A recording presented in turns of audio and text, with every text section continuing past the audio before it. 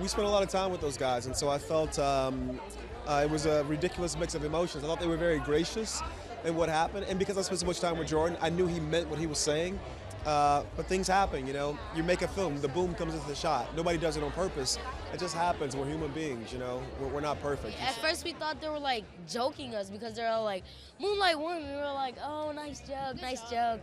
But they're all like, no, we're serious. Moonlight won. And I was all like, oh my God. You know, what happened.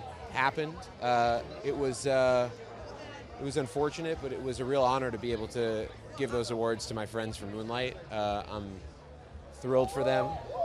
We've become very close over the past couple months, you know, being on this ride together, and I don't know. It was totally surreal. It was kind of an out-of-body thing. Yeah. Well, it was pandemonium in there. It was confusing. La La Land took the stage. It was after a bit of a pause by Mr. Beatty. It seemed I thought it was a joke. You know, Jimmy had been doing all these weird jokes that were very personal. It was kind of epic. I think the thing that I hope doesn't get lost is the fact that a $1.5 million film about black, gay, poor men won Best Picture from the Academy. That shouldn't get lost in this. Hi. Oh my God! Sorry. Hey! Zane's got a great voice.